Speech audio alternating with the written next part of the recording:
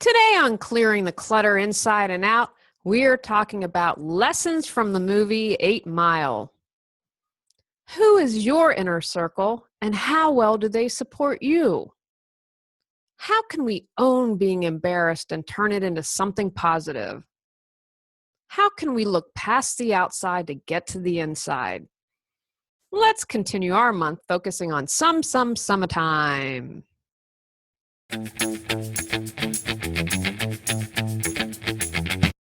Are you ready to clear your clutter and share your gifts with the world?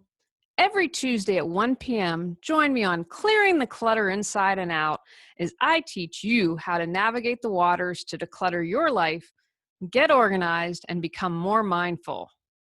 I'm an award-winning professional organizer, author, and certified life coach, and I destroy the box and examine clutter in all areas.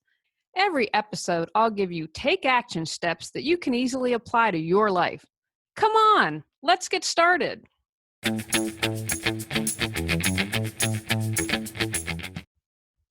I watched the movie 8 Mile with my husband. He had chosen it. I have to admit, I don't prefer rap. I like old school rap. No fucking on the dance floor, which I know is really going to date me. And I'm not a fan. However, I really try to have an open mind and be inspired. And I believe if I'm open, I can learn a lesson from practically anything. I don't know much about the world of rap. This movie is based, I believe it's a semi-autobiographical movie on Eminem, the rapper. You know, not a huge fan, but he is one of the lessons that I learned about today. And so when I watched this movie, it inspired me to do a podcast episode. Here are my 3 takeaways from 8 Mile. The first one, Rabbit surrounded himself with people who supported him. His inner circle believed in him.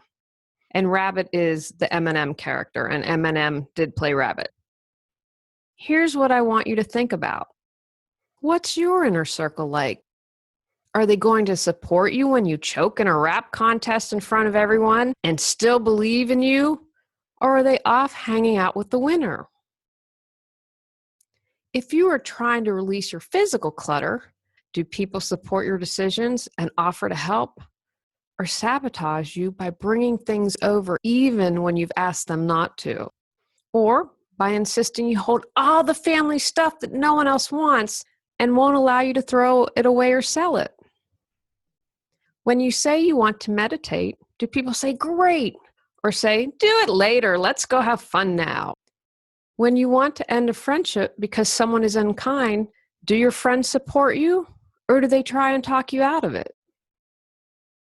If you're trying to bring awareness into the spiritual clutter in your life, do your friends say, Pshaw, it's a waste of time. You're fine the way you are. You don't need to improve yourself. Are there people in your life with negative energy that overwhelm you when you see them? Do your friends honor your request to not invite them when you're getting together, or does that person seem to be at every single occasion? Take the time to examine your inner circle. You know, my father, Big J, often says to me, if I were accused of murder or some other horrible crime, and if I could count 5 friends who would stand by me, then I'd be one of the luckiest men in the world. Think about that for a moment. If something horrible was to happen to you, maybe you would have to go through bankruptcy, have a costly illness, get a divorce, something huge. Do you have 5 people that would stand by you? Those are the kind of friends that you want. What impressed me in 8 Mile is his friends believed in him more when he couldn't see it and believe in himself. And because of that, that supported him. What's your inner circle like? Take time to think about that and then decide if you have to take any action. The second lesson I learned, own being embarrassed. It's near the end of the movie. We're in the final wrap-off, and what that is, and maybe I'm a geek and old and don't know these things, so in case you're like me, they have 2 guys get up and they're going to do what I'd call a dueling wrap-off. So right prior to this, the not so smart character is laying out in front of Rabbit all these things like, your girlfriend cheated on you, the worst things that happened to him, the guys are like, what are you doing, man? He's about to get on stage. You got to get pumped up. And then Rabbit had his aha moment. He completely owns his embarrassment. So when he gets up there to rap, he talks about how he was cheated on, how he's failed at things. I mean, he owned everything. He had guys come and beat him up. And so when the other opponent gets up there to rap, he can't say anything because his whole plan had been to embarrass Rabbit. And Rabbit owned it and took it on. So the guy just walked off and Rabbit won. By owning his embarrassment, he had defeated the other person. What exactly is embarrassment? We are most likely to be embarrassed when we believe we have not lived up to expectations, whether it's our own expectations, friends, family, or society's. We also become embarrassed with undesired attention. The context also matters. If I fall down in my house in front of my husband, which has happened upon occasion, he's not going to be surprised, and therefore I'm not embarrassed. Tripping on my way to the podium for a speech, I'm going to turn beet red. Embarrassment cannot be faked and shares our true emotional state. It's signaling guilt or shame. How do you overcome embarrassment? Rabbit owned his embarrassment. What else can we do besides owning it? How do you rise above that overwhelming feeling that all eyes are on you? And I have to share, I am someone who, I turn beet red, literally, and I can feel it coming up in my cheeks and burning, and I'm completely embarrassed, and then I feel it becomes compounded because I am beet red. Here are some things that you can do. Talk about things that embarrass you. We feel embarrassed because we start assuming what others are thinking, and you all know what it means to assume. When you share embarrassing stories with friends or other people you trust being the key here, you take away the power those moments have over you. You will most likely see that your friends aren't going to judge you negatively. And if they are, refer back to the first lesson I learned. Your friends might end up opening up and sharing their stories, and you realize you aren't alone. Come on, you know you're not alone. We've all been embarrassed.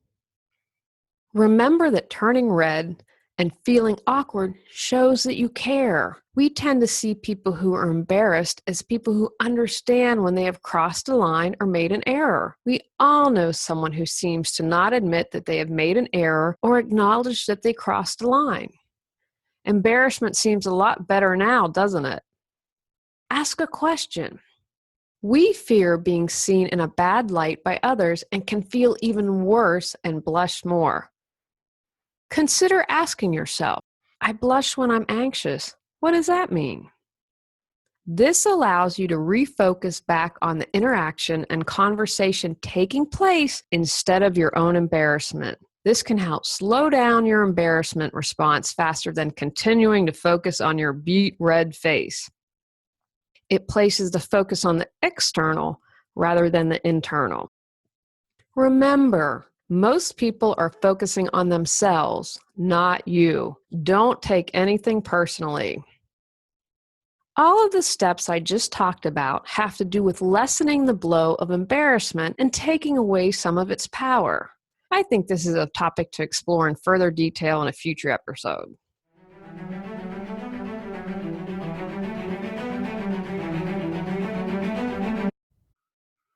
Are you anxious? Do you feel exhausted? Are you constantly stressed out? Do you feel like you are losing your mind? Are you ready to get your life back? Go to reawakenyourbrilliance.com to learn how I can support you in getting your life back on track.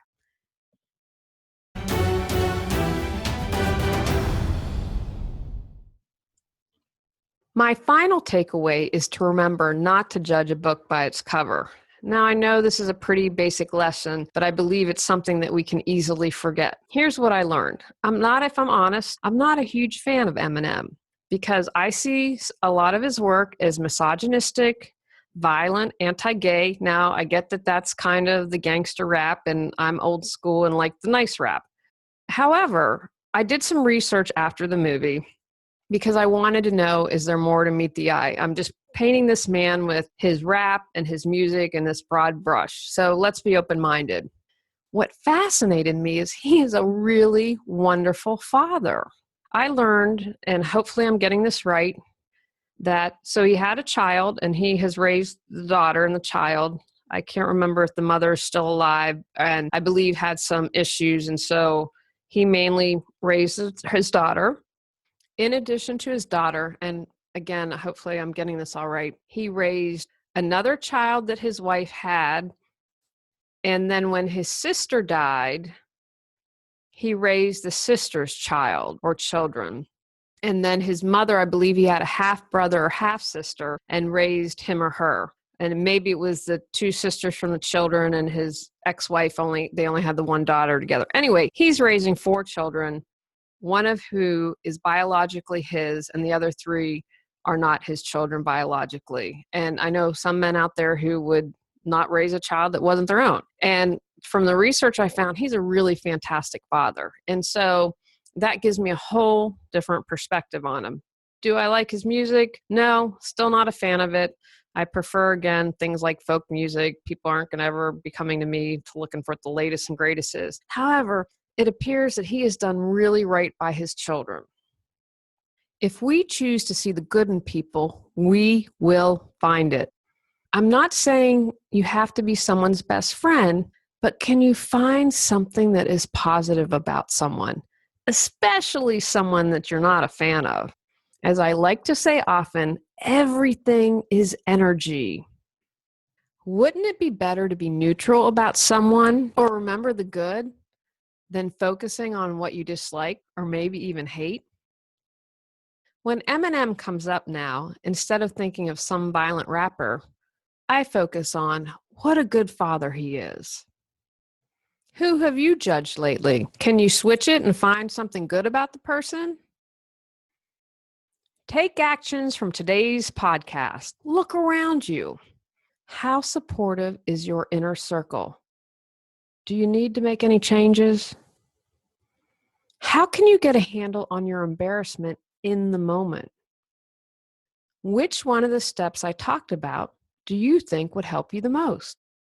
Start practicing it. Think about someone you don't like or care for. What's good about them? What positive qualities do they possess? Can you practice focusing on that? On our next episode, we are going to talk about paying it forward while on vacation.